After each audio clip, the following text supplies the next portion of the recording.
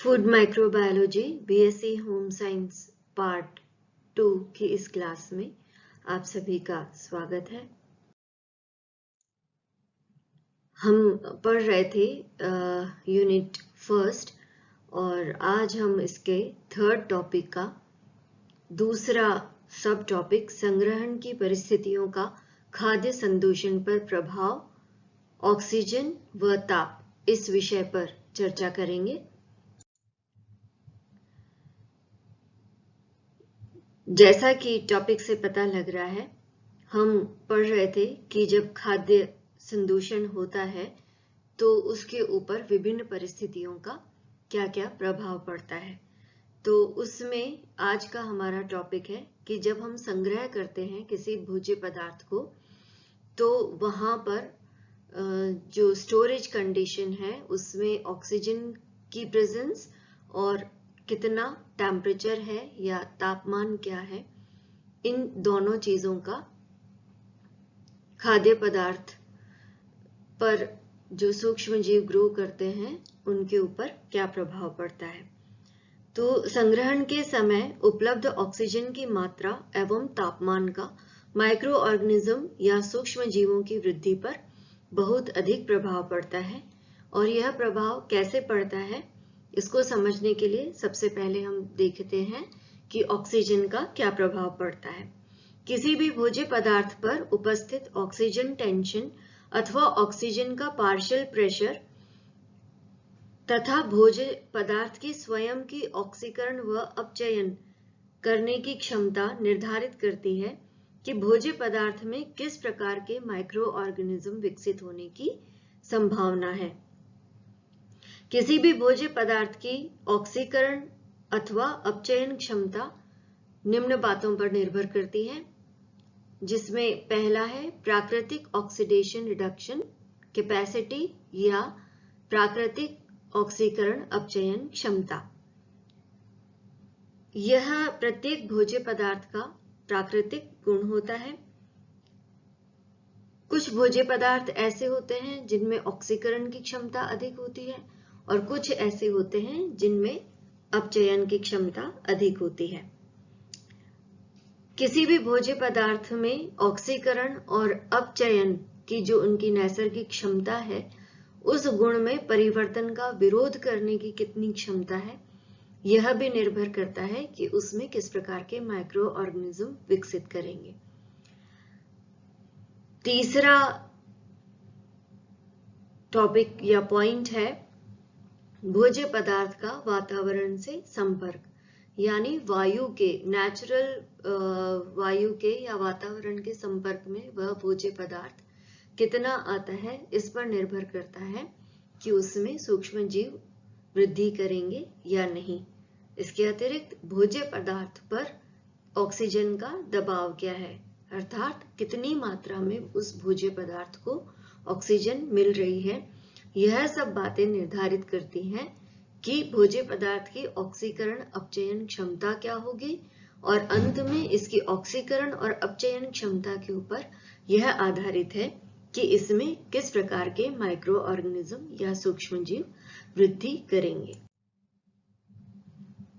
मुक्त ऑक्सीजन उपयोग लेने की क्षमता के आधार पर माइक्रो ऑर्गेनिज्म को दो वर्गों में विभाजित किया गया है मुख्यतया।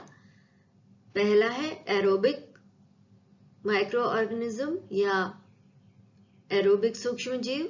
इसमें बैक्टीरिया भी हो सकते हैं, यीस्ट भी हो सकते हैं और मोल्ड्स, तीनों प्रकार के जो सूक्ष्म जीव हैं वो एरोबिक कंडीशन में ग्रो करते हैं, यानी ये इनको वृद्धि के लिए ऑक्सीजन की आवश्यकता होती है और ऑक्सीजन की उपस्थिति में ही ये वृद्धि कर सकते हैं। दूसरा प्रकार है एनारोबिक बैक्टीरिया। इन्हें वृद्धि के लिए ऑक्सीजन की आवश्यकता नहीं होती है और यह ऑक्सीजन की अनुपस्थिति में भी वृद्धि कर सकते हैं। इसके अलावा एक तीसरा और प्रकार है जिसे फैकल्टेटिव कहा गया है, और यह इस समूह में सिर्फ बैक्टीरिया आते हैं और वे बैक्टीरिया आते हैं जो ऑक्सीजन की उपस्थिति में भी वृद्धि कर सकते हैं और अनुपस्थिति में भी।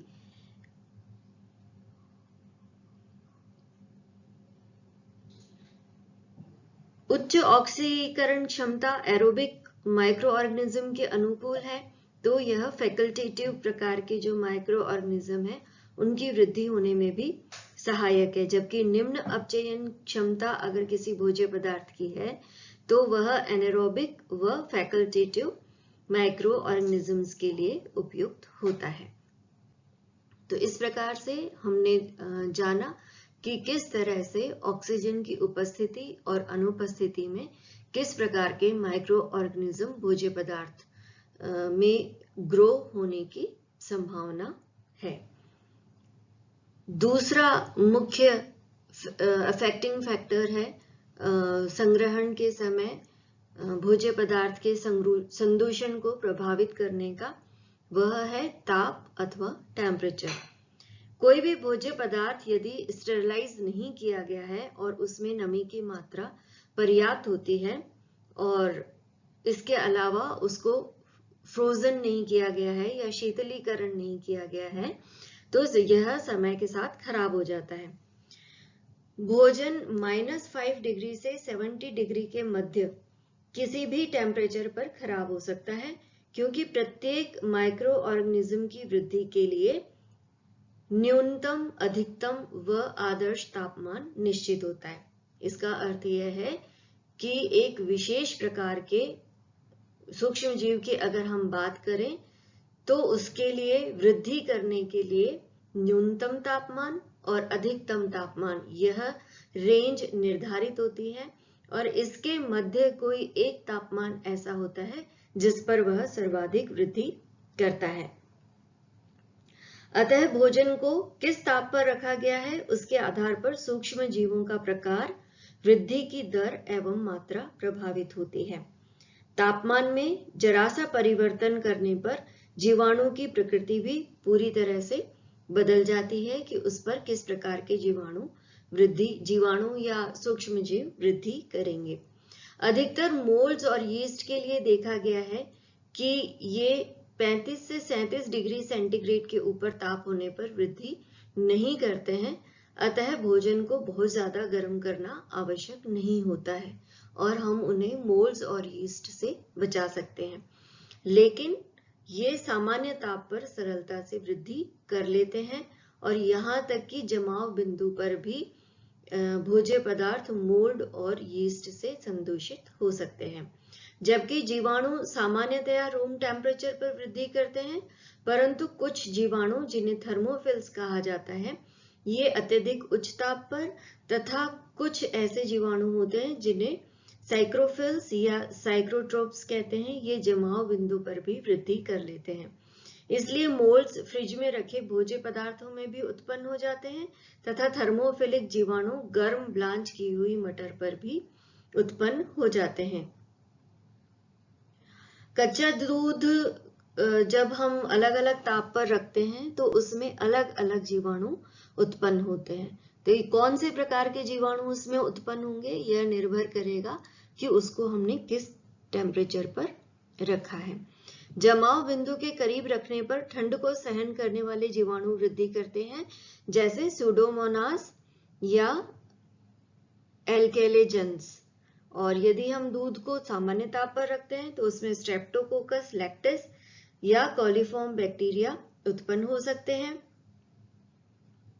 इसके अलावा थर्मोफिलस और सैल्मोनेला फोकैलिस जीवाणु भी इसी तापमान पर इसमें वृद्धि करते हैं तथा 55 से 60 डिग्री सेंटीग्रेड ताप पर अगर दूध को रखा जाए तो उसमें थर्मोफिलिक बैक्टीरिया जैसे लैक्टोबैसिलस, थर्मोफिलस आदि की वृद्धि होती है।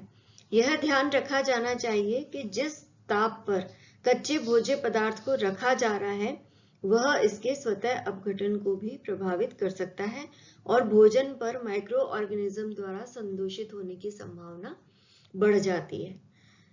अलग अलग देशों में वातावरणीय परिस्थितियों के अनुसार ताजे भोज्य पदार्थों को संग्रह करके रखने की अलग अलग परंपरा है।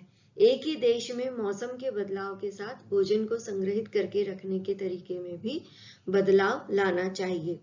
गर्म मौसम में जब तापमान 26.7 से 47 डिग्री सेंटीग्रेड या अधिक हो, तब कॉलीफॉर्म जीवाणु बेसिलस की प्रजातियां क्लोस्ट्रीडियम, स्ट्रेप्टोकोकस, यीस्ट तथा मोल्ड्स वृद्धि कर सकते हैं।